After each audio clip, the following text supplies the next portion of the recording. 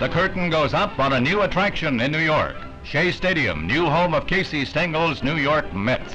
There's a massive traffic jam as 50,000 fans flock to the season's opener.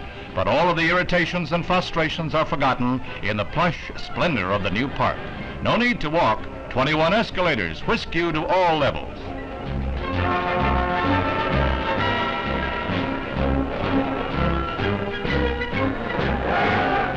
The scoreboard can play back outstanding fielding and batting plays immediately, but everyone agreed that no one would want a playback of Casey leading Guy Lombardo's orchestra. This was one of the few sour notes heard all day. Historians were quick to note that on opening day, the last place Mets drew 50,000 fans, while the New York Yankees, perennial winners, drew only 12,000 on their opener the day before. We don't like to mention it, of course, but the Mets lost their first game in the new stadium when Pittsburgh downed them 4-3. But just wait till tomorrow, or the next day, or the next.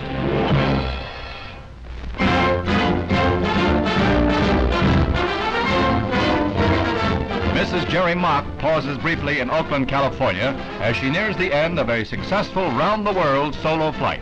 After a quick checkout of her 11-year-old light plane, the Ohio housewife prepares to take off for Columbus on the final leg of a 23,000-mile journey. With 21 stops in 29 days, she is the first woman to make the solo world flight, and she's racked up a flock of records in the bargain as she arrives to a hearty greeting in Columbus. Tired but happy, Mrs. Mock receives a governmental award for her feat. Honor for a high-flying housewife.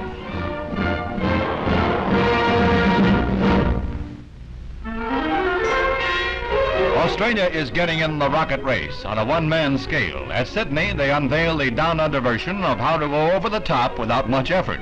Both Britain and the U.S. are developing these rocket lifters for troops in the field, and the Australian pogo stick seems to be among the most successful. When Bob Corder makes the first public solo hop, our cameraman swears he saw 18 kangaroos run for cover.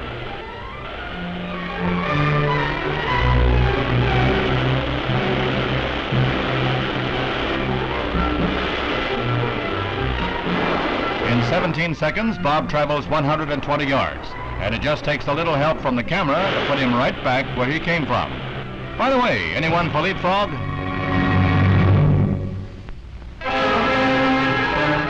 Europe's highest active volcano speaks up anew.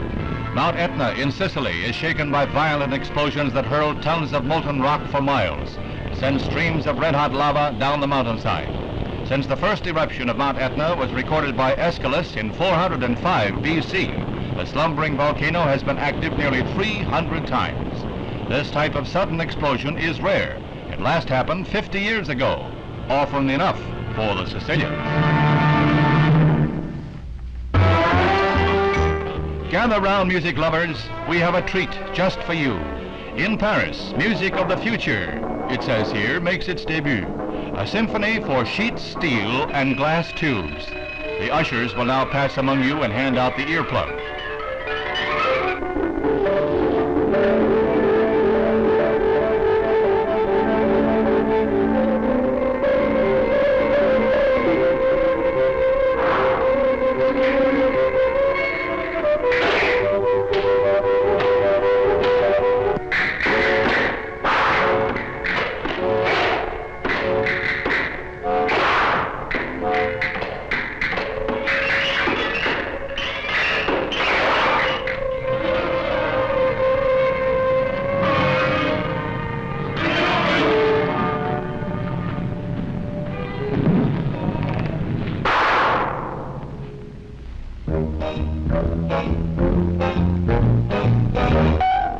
In case you're thinking of taking off for a trip to Europe or South America, take a leaf from the travel plans of these New York models. They arrive in Venezuela as fresh-looking as they were when they boarded the plane in New York. The secret?